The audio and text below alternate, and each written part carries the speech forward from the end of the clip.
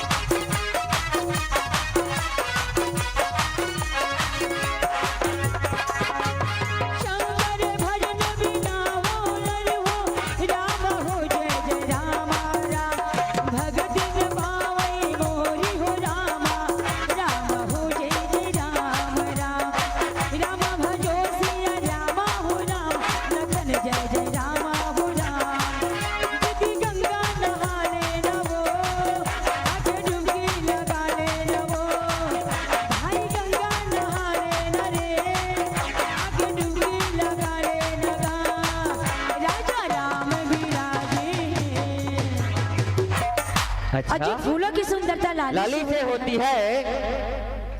फूलों की सुंदरता लाली से होती है और समाज की सुंदरता झमाझम ताली से होती है। जेकर एक हाथे दे एक हाथे पर। अच्छा और जेकर दो हाथे दे दोनों हाथे पर। हाँ। और जेकर हाथ नहीं तेकर कछु बात नहीं। जे मन के हाथ में तुम चुपचाप खड़े हो जा रहा झमाझम ताली के जय हो चल निवेदन चलो जल्दी बोलिए कर राजा राम विराजे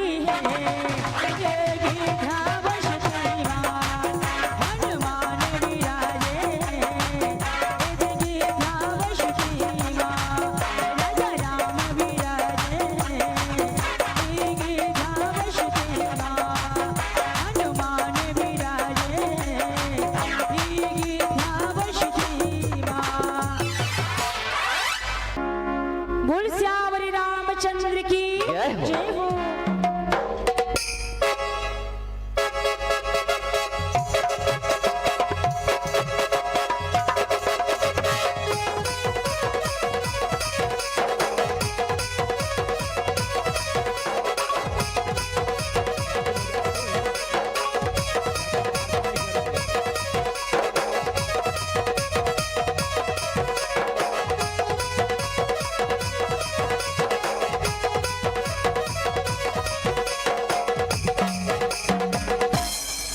आधा जन मन बड़े बजाते आधा जन हमला अच्छा नहीं नहीं समझ सकूं देबो कहते रात भर बजाहन त थक गए हैं भाई ऐसे का छुबात ने ए मौका लगी खोजिया साल बना अंतिम कड़ी तब बोले एक घड़ी लगी है तो हाथ पकड़ करके ताली बजाने सब झलने निवेदन करवश टपराता भोला भोला ये दीदी शंकर भोला भोला भोला ये भाई डमरू वाला भोला भोला ये भैया शंकर भोला भोला भोला ये दीदी डमरू भोला भाग पिएला भोला गाजा पिएला भोला भाग पिएला भोला गाजा पिएला अरे भगिया की होगी दीवाना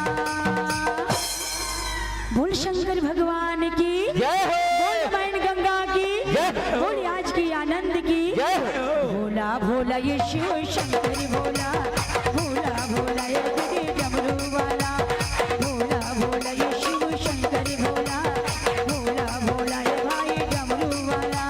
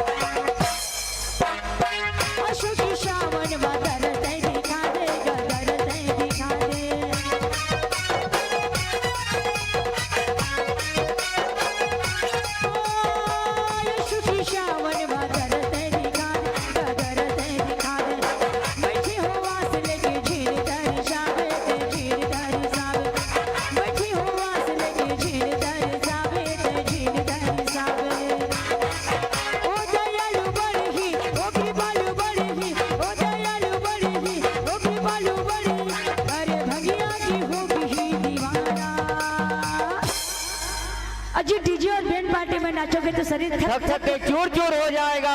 डीजे और बैंड पार्टी में नाचोगे तो थक थक कर चूर चूर हो जाएगा। राम जी के दरबार में नाचोगे तो सारी जिंदगी संवर जाएगा। बोल श्यावरी रामचंद्र की जय हो। भोला भोला ये भाई शंकर भोला भोला भोला ये शिव डमरू वाला भोला भोला ये दीदी शंकरी भोला भोला भोला ये भाई डमरू वाला।